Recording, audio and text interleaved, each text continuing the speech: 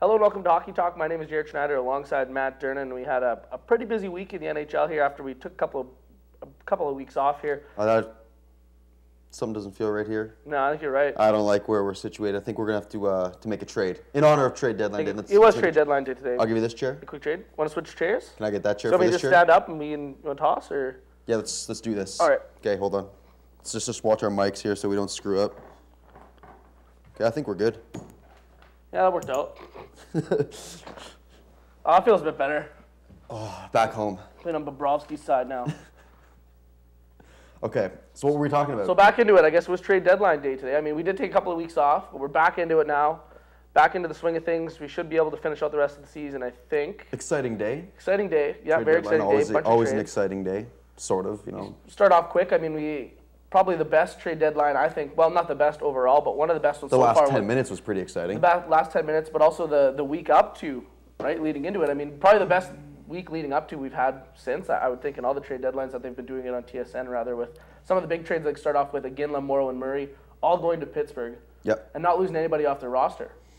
Yeah, I like what Pittsburgh's done, especially now. I mean, it's almost kind of spooky how much foresight you could say that Ray Shiro's got with Crosby going down, and it's almost they've got, now they've got Iginla, they've got Brendan Morrow, some proven leaders. They lose their captain, they've got two more captains waiting in the wings coming in there to fill in. I mean, you can't really replace a Sidney Crosby. He is the league's leading scorer.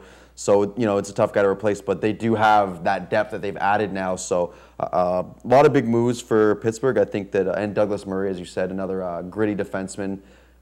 They've added a lot of depth. I mean, they've got to be the team to beat right now as far as the Stanley Cup goes. Interesting to me is that they're, top of the East, running away with it. They were on a 14-game, 15-game winning streak when they made all this, all these trades happen. And then you got Chicago over in the West sitting there out in first. They didn't make a single move, completely quiet. But some other teams, I mean, it's not often that you see the first place team go out and make that many moves because usually they're pretty set in their way and they're pretty comfortable with what they're where they're at.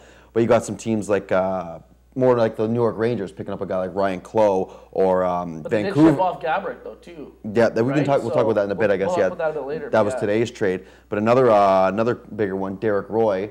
Pretty big name guy, came from Buffalo to Dallas in the offseason. Dallas didn't even play a full season there, and now he's already off to Vancouver. So, what are your thoughts on some of these teams like Vancouver, who is, middle of the pack, sitting fourth, kind of bouncing between fourth and third, and then the Rangers, who are kind of in a dogfight for eighth place, picking up Ryan Clough and shipping out Gabrick. Well, looking at it as we move forward into the rest of the regular season here, about 10 games left for the average team, maybe 10 or 12. Looking at Vancouver, you mentioned them picking up Derek Roy. I think that's a great move for Vancouver, obviously. They didn't lose anybody off their roster, and they're gonna have Kessler coming back, so Roy's gonna step in as that number 2 center right off the bat here until Kessler can come back. But then when Kessler comes in, where do you put Roy in? Does he move back to a third line, or do you try and play him up the wing? Because he is a natural centerman, and that's the only thing with Vancouver, right? Because they've got the Sedins who play first line, they've got Kessler who's always been their second line center. It's always been that way. So I think Vancouver's in a good place to be in. I mean, it's kind of a tough spot, but it's a good place. You can never have too many centers, right? I mean, they're hard to come by, and to have 3 legitimate centers who you could argue on a lot of teams, Kessler, Henrik Sedin, and Derek Roy, you could argue that those are 3 guys who could be number 1 centers on a lot of teams. So to have him, it'll be interesting to see who they kind of mix him in with there. I mean, the second line, you've got, who do they got out there? I think they have Burrows, not Burrows. It's usually it's Mason Raymond playing with and Yannick Hansen, I believe, that play with Ryan Kessler. So it'll be interesting to see who they mix in with Roy. Zach Cassian's kind of in there around. Zach Cassian's kind of been mixed up. He's kind of been a scratch a little bit lately. He had a really hot start, came out and fired a few goals and was really firing up the crowd, but he's kind of slowed his pace down a bit. But he was never really brought in to score goals anyways. But it'll be interesting to see what they do with Derek Roy. Good two-way guy. A little bit injury prone, so might be a bit of a risk. He's, I think he is a rental player. I don't think he'll be there too long term. Interesting one that happened a couple days ago that I thought was interesting was the New York Rangers picking up Ryan Clough. And you and I had mentioned this when we were talking about this deal. It's the Rangers' lowest scoring team in the NHL. They pick up a guy with 0 goals. 0 goals. So he's got like 20-some assists, I think, though, but he does have 0 goals. I don't know if it's even that. I think it may be like 13. But, I mean, what do you see with this move in picking up a guy like Ryan Clough, no goals? And then, again, like you said, mention shipping out Marian Gaborik, who arguably, other than Rick Nash, is probably their most talented goal scorer. So what do you think what's the thought behind this? Well, it's tough to say. I mean, like we had mentioned before, that Gaborik had kind of been knocked down to a 4th line or so on that team. So to see him get shipped out, maybe not so much of a surprise. Him and Tortorella maybe didn't get along a whole well, and then Clowe coming into the mix. Obviously a big gritty forward, a tough offensive forward, something that Tortorella is really good at and something that he really would have wanted, so he really would have pushed for this deal, I think. So Clowe's going to step in. He's going to replace Gabrick right off the bat. He's going to step in, as you mentioned. They're the lowest scoring team in the league. They had the least amount of goals scored, and then Clowe, who doesn't even have one this year, set up a few guys over in San Jose, and he had a really good couple of last years. He was good in the playoffs the one year when they made a good run. He was one of their most solid players in that playoff run. So as far as how it's going to help the Rangers, we'll have to see. We'll have to see how things play out the rest of this regular season, then into the offseason, depending on if they can get into the playoffs, what they do in the playoffs too, because that's very important as well, right? Because I mean, Gabrick and them, they play all right, but we'll have to see with Clowe, what it comes down to with Clowe. For me, I think Clowe, really what it is, I think the Rangers kind of, first place last year in the East, up there right at the top for most of the season. Yeah, they were the number one team in the East We're last predicted to, again, be another top seed, and I think what happened this year, they really, really missed Brandon Prust. And I think this guy, Ryan Clowe, really fits the same kind of mold. A sandpaper, gritty guy, gets in there, not scared to use his body. A little bit of offensive upside, maybe a little more offensive upside than Prust had. But he's that energy guy that I think the Rangers have been really missing this year without having Brandon Prust. And I mean, you look, he goes over to Montreal. Where's Montreal sitting right now? They're sitting up at the top of the conference where the Rangers were last year. So, I guess the Rangers kind of undervalued him and what he really does for the team. So I think this might be another attempt for them to kind of get that guy, that energy guy that can kind of, inject a little bit of life instead of having a bunch of, more smaller, talented guys who don't necessarily, have that same kind of edge to their game that can maybe change the game with a big hit or something like that. Yeah, absolutely. And this Ranger team, we'll see. Because, I mean, look what LA did last year. I mean, LA was one of the most talented teams going in by far with the deals that they had made at the deadline and whatnot with Richards and Carter. And look where they finished last year, the 8th seed. Went all the way and then ended up winning the cup, right? So we'll see if maybe the Rangers, I don't want to say, Rick Nash and them are slouching back during the regular season, but we'll see if they do get into the playoffs. I think they could be a dangerous team just on that fact alone, that they're one of those teams that can pick it up, right? Stealing games if he ever gets hot, right? Games, absolutely. I mean, look what Quick did last year in the playoffs and the way that team played on the road. You never know what the Rangers can do in the playoffs. It's another tough thing.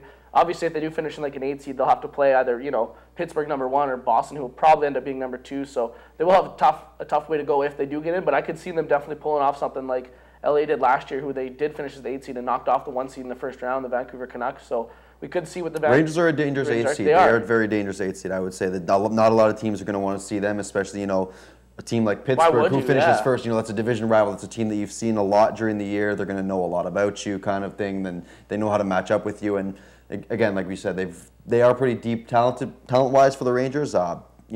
Definitely one of the best goaltenders in the NHL.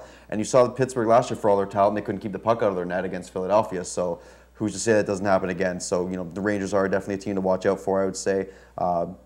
Good races in the East. A couple of teams though that didn't really make any moves that are in races are Carolina, who's sitting in that race, kind of with the Jets, who are sitting in third. Yeah, they just dropped and it's going to be the winner of that division that makes the playoffs. I don't think anyone else really makes it. Washington's starting to make a bit of a push, but again, Washington didn't make any trades today. We didn't see anything from them. They've played so well, though. I don't know if they would have needed to. And then maybe right? they didn't want to kind of fluctuate the chemistry a little too much. Wanted to keep it a little bit on an even keel. Try to say, okay, we can work with these guys. If we don't make the playoffs, then in the offseason you go and you make a few deals here and there. As far as trade deadline, we said today, pretty interesting towards the end of the day, right when the deadline was wrapping up with about the last half hours, and when you started to see all the deadline and deals kind of pour in.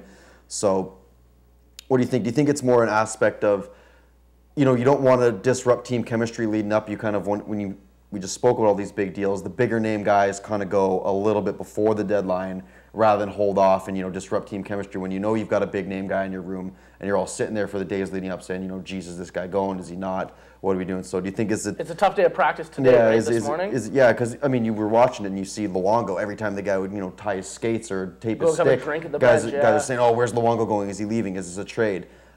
So I think, it's better to kind of get those big ones out of the way early. Say when you got a guy like he was gone almost a week ago, and you say, okay, we're going to trade him, We're not going to make him sit around and then have to deal with that stress of deadline day of sitting there all day saying, when's it going to happen, right? I think it's more fair to the guy to kind of get him out of there early. If you're going to make the move, make it happen right away. Yeah, and I think another thing with the Iginla trade was obviously we saw that, again, there was 4 teams on the list. I think maybe that was a chance for Pittsburgh's way of stealing him away and not, instead of waiting for the deadline and putting Boston in a better position to make the trade, because obviously that night that it did happen, it was reported even that he was going to Boston at one point. So now to see him go to Pittsburgh, I think, just like you mentioned, coming in a week early. It was a chance for Pittsburgh to really steal it away, especially I think making the Morrow deal a couple of days earlier really kind of solidified it for again. They're like, hey, this team wants to go. This team's there, right? Like they've already made one deal. It's still a week and a half away from the deadline. This team wants to go. They want to make a cup run. They want me. Like that's where I want to go. And if I was again, I probably would have made the same deal, right? Just looking at that alone with Murray and Morrow already going there, that hey, like this team wants to go. They've got Crosby. They've got Malkin. I mean, the deal was before Crosby got hit in the face and blew up his jaw and whatnot. But we'll see. I think he'll be back. I mean, I think he should be back. I mean, who knows though, really? But to see them, that could be a dangerous team. Again, though, as I had mentioned, I mean, I guess it's kind of like a matter of kind of just respect for the player, right? You got a guy like Iginla who's a seasoned veteran in the league, consummate professional guy, and then it's got to be nice for him today on deadline day that he doesn't have to go out and practice with Calgary, and kind of be skating around saying, ho hum, when's it going to happen? I know I'm going to get traded, right? You get that out of the way so he can kind of go through deadline day stress-free. It's done, it's over with, and he's got nothing to worry about. And the Penguins, too, get through stress-free, right? Exactly. So, no one else is moving. They know. They say, okay, the team's set. We're done here. Go through deadline day, business as usual, and then we make our last push. So as we mentioned, there was a good number of trades today. They came in at about the last half hour, but we'll talk about them when we come back. You're watching Hockey Talk right here on Shaw TV.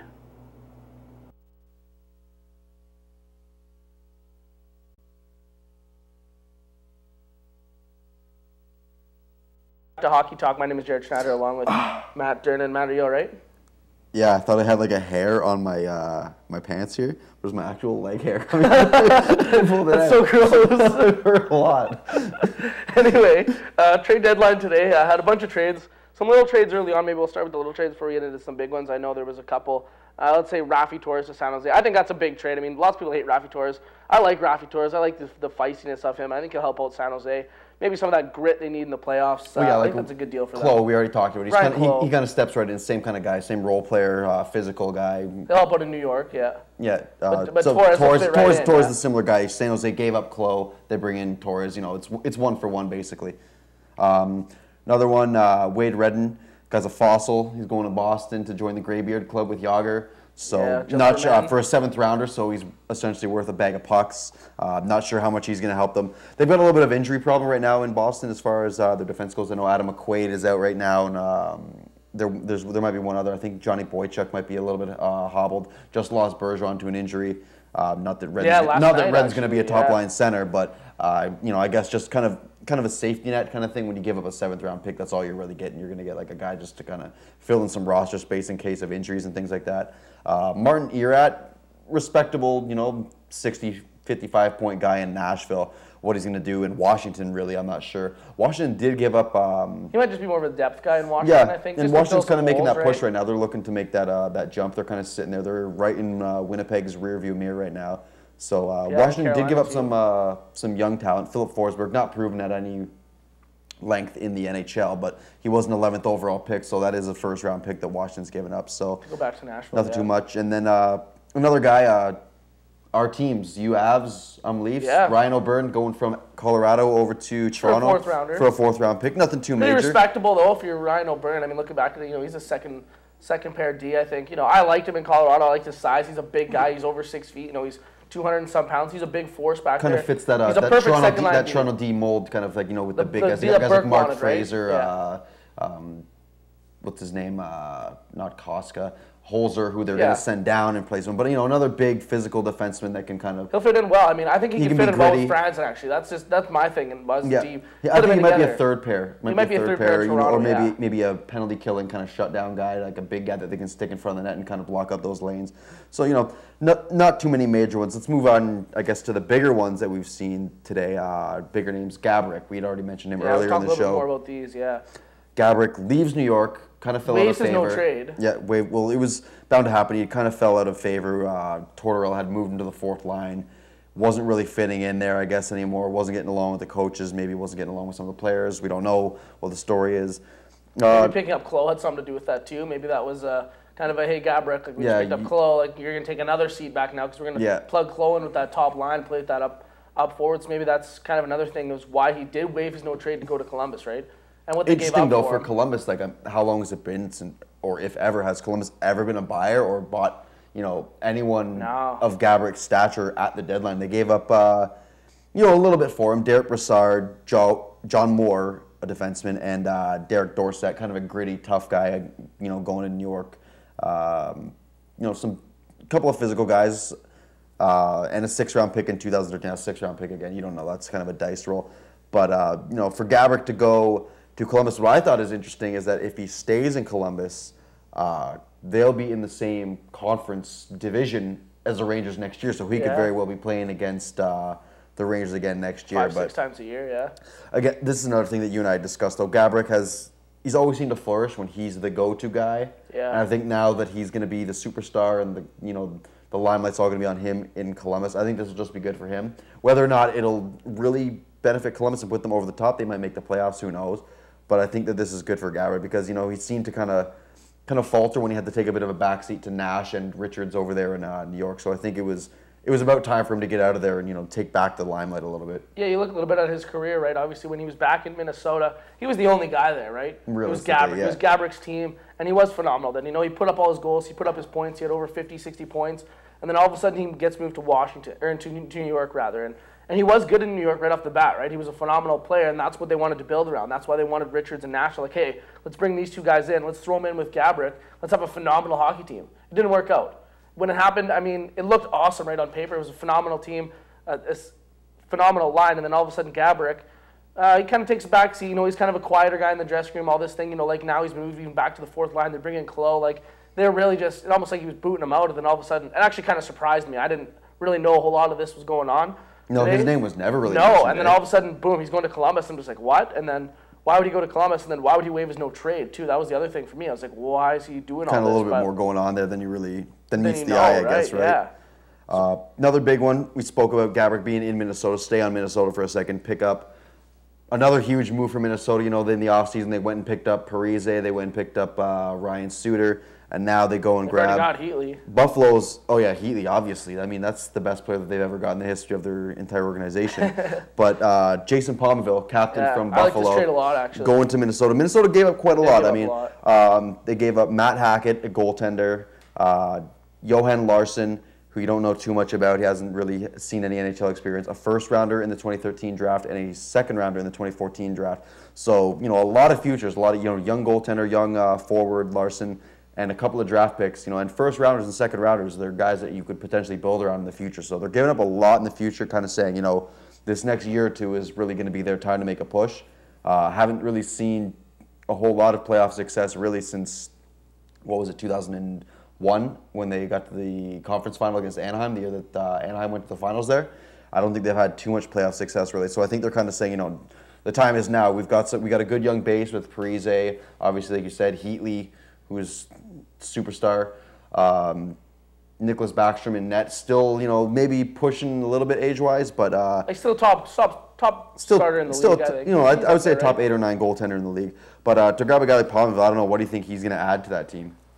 Yeah, no, I like this deal actually a lot. Obviously, like you said, they've given up a lot, but I think Palmerville, it shows that Minnesota's going for it right now, right? It shows that Minnesota wants to be the Pittsburgh, they want to be the Boston, they want to be the Anaheim, they want to be the Chicago, they want to be right there.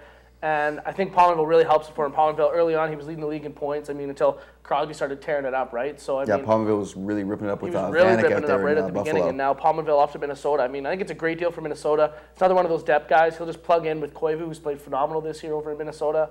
On the back end, like I mentioned, we've got the 2 guys they signed this offseason. They probably throw some dirty sauce to Heater in the slot for the bomb.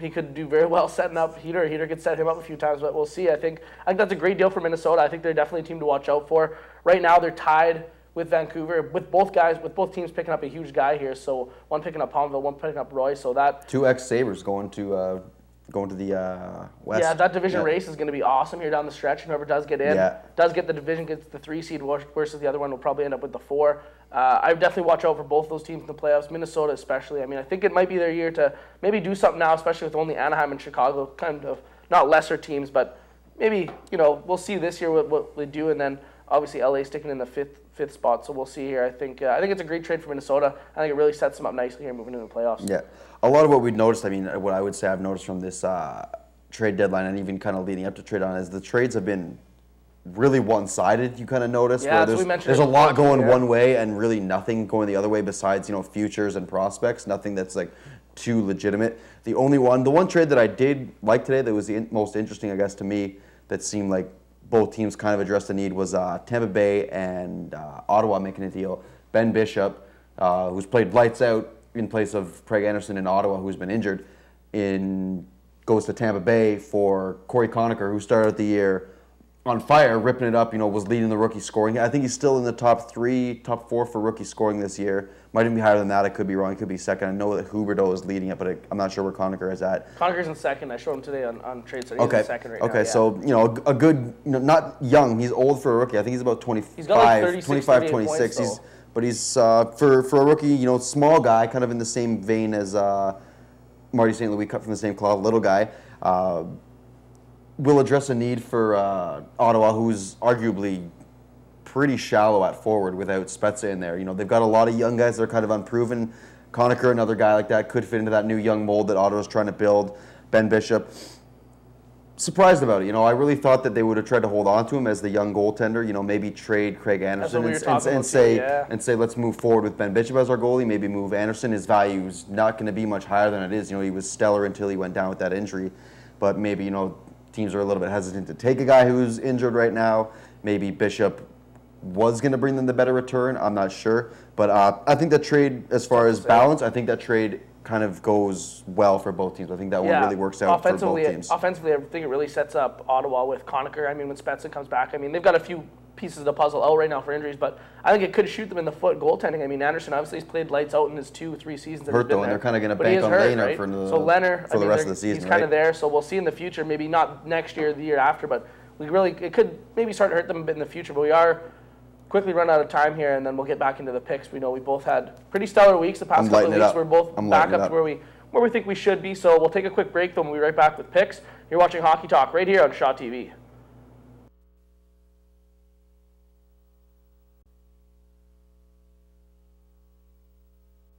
Hello and welcome back to Hockey Talk. My name is Jaret Schneider along with Matt Durnan. Matt, we've been doing picks now for the whole season, and we've really picked it up lately, especially you. Maybe started off a little bit lower, but the last couple of weeks here, we did take 1 week off of the show, I think. So maybe looking at picks now, maybe run down what we did the past couple of weeks and where we are overall now. I got above 500. I'm happy. That's all I can say. 2 weeks ago, I was 23-30. Got up to 34-33 with a nice 6-1 and a 5-2 performance. Pretty good there. Best 2-week run I've had all season. So now that I said that, I'm going to fall off. You were ahead of me 29-24. Now you've gone 5-2 consecutive weeks, 10-4 over 2 weeks. 39-28. 39-28 is it's a solid record. That's home ice advantage in the first round. That's pretty solid, yeah. With a record like that.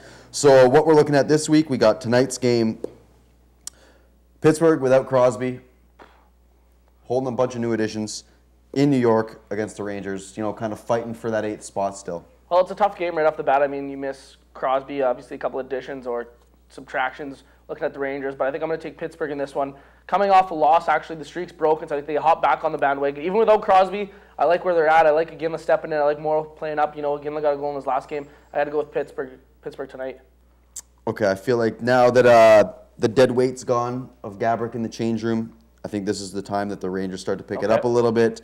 It is in New York. I'm not sure what difference that really makes, but just after watching how bad Pittsburgh was against Buffalo, losing 4-1, I don't think that they're quite the same team without Crosby. I think they're going to kind of have to gel a little bit without him, adjust to the new guys. I think the Rangers get this one tonight. Okay, and then looking at tomorrow now, what do we got tomorrow night? No, not the most attractive matchup, but in terms of playoff implications, very big. New York Islanders sitting in 8th right now. Yeah, they just bumped up against the Washington Capitals, who are looking sitting in 9th, but could win the division. The division's not out of reach, still right? looking at making that they could be in 10th one night and be in 3rd the next night with a win. Wow. So this is a little bit, playoff implications for both teams in this game. Well, I got to go with my gut on this one. I think it's probably the consensus in this one. I got to go with Washington. I think the way they've played lately, the past 10 games, I think like 8-2 in their past 10 games. They were the worst team 15 games in, 20 games in. They've really stepped it up. They're sitting in 9th. The division is not out of reach. They could still finish in the top 3. So I just got to go with Washington. The way they're rolling, I just like them. The Islanders are the Islanders, right? I'm going to have to agree with you there. I would say the same thing. After that terrible start, and they looked like they were completely out of it, but that all that talent that Washington does have is finally starting to kind of show what it's worth, and I just think Washington is the better team, and then I'm going to take them as well. Friday night, Again, who would have thought we'd be picking this team? Columbus Blue Jackets. Yeah, look at the deals they've done. They've been buyers. Sitting in 8th right now. This will be, I mean, it's Friday, so chances are that Gabrick will have joined the team, and this will probably be Gabrick's first game with the Columbus Blue Jackets. It'll be in St. Louis, another team that they're kind of fighting with for that. St. Louis made a couple of deals, though. For that, yeah, picked up Jay Bouwmeester. Did trade Redden, so I mean, a D-man, and then dropped another D-man somewhere else. They fully got like an old defenseman. An upgraded D-man, I think, right? And they got rid of a really old defenseman. So I don't know what that means, but Blue Jackets, St. Louis. Again, one of them is going to be in the playoffs. I don't know about both, but one of them. Well, I'll take a shot at Columbus on this one, I think. I mean, they stepped it up lately. Obviously, you've seen they've been buyers picking up Gabrick now. Didn't really lose too much. I mean, lost a couple of guys off their roster, but 2 of those 3 guys they lost in that deal were first-round picks. So I think I'm going to hit up Columbus on this one. Just got a gut feeling. I think they might surprise us here since we're picking them. Again, I'll stick with you on that one. St. Louis, I just found out that TJ Oshie is out. He's on the IR. He's injured with an upper body injury. Nothing too specific, but another one of their good young players. Yaroslav Halak just announced that he's down for 3 weeks with an injury. So Jake Allen didn't look very good in his last couple of outings and actually got sent back down. Whether they're going to roll with him again or they'll take a shot with Brian Elliott like last year remains to be kind of seen, but I think that St. Louis is kind of at a shaky period right now, and Columbus is really looking like they're locked in and they want that last playoff spot, if not higher than the 8th. Columbus, I go. Saturday, Montreal, Boston. Montreal's owned Boston last year. That is Saturday night. That is Saturday night Hockey Night in Canada game. Boston, little bit of trouble lately. I think they've dropped 4 of their last 7, and they're not dominating. Picked up Jágr, picked up Wade Redden, so their average age went up by about 7 years. Montreal, they seem to have Boston's number this year. Whether or not Boston will figure them out now with a couple of additions. We mentioned, I believe, earlier, though, arguably their best player all year, Patrice Bergeron, went down with an injury. Yeah, he took that concussion, he took that elbow in front of the net. It wasn't a dirty elbow, Whether it's a concussion, I haven't really heard too much about it. He's taking a backhander towards the net, and he kind of got him. So, I mean, I don't think it was that dirty. I'm not sure, but looking at this game, like you mentioned, I mean, Montreal has played very well all year. They're right up there with Boston. I think they're actually holding down the division right now. I think they're up 3 points with the game in hand or something like that. So, I mean, they've got the division right now. So maybe I'll take a shot at Montreal on this one. Maybe go off the board a little. I mean, Boston's always used to play Montreal pretty well. But Montreal, the way they've stepped up this year, I mean, I think the additions of Gallagher and Galchenyuk on that team have really picked them up this year. And Subban's playing very well. Too, so right? I got to hit up Montreal, and I think Price might steal one here on Saturday. Okay, I'm going to go against you on that one just because Boston, I've seen enough of them, as a fan of the Northeast Division, watched a lot of Northeast games, and it's hard, really hard, almost impossible to beat Boston 3 games in a row. And that they've won the last 2. Montreal kind of stole it late. They had a goal with about, 10 seconds last time they played them, ended up winning in the shootout. And I think, after losing 2 games in a row to Montreal, I think Boston's going to kind of bounce back, and they're not going to lose 3 straight, I would say. Sunday, going out west, 2 teams, could be conference finalists, could potentially be Stanley Cup finalists. LA is visiting Anaheim. Yeah, LA's right there. I mean, I said it right from the beginning of the year. I picked LA and Pittsburgh, and Slow start, but really picked up, and that's why I think they could do what they did last year, even sitting higher than they were last year. So I think LA could do something here down the stretch. I got to take LA just on the fact of I picked them early on at the beginning of the year. I'm going to stick with them. I'm going to take them through the playoffs as well. LA is kind of my team here moving forward. They didn't make any deals at the deadline, so I kind of like that actually. Stick with that same squad, not loosen anything up, not change anything up. I mean, Anaheim didn't make any deals either, but I got to take LA on this one, just kind of going to the gut. LA's been my team all year, and they'd still be my Cup finalist right now. Okay, I'm agreeing with you on that one, LA. Just on the, I mean, that's Sunday. That's a few days away from now. Yeah, it's 5 days off. Anything can change, but Anaheim's really looked shaky lately. They've been having a little bit of problems finding the net. I think last I checked, I mean, I kind of try to follow Anaheim a little bit closely, but I try to follow any team that's kind of up near the top of the standings, but last 5 games, I think 4 or 5 goals scored. They got shut out by San Jose. They got beat back-to-back by San Jose last week.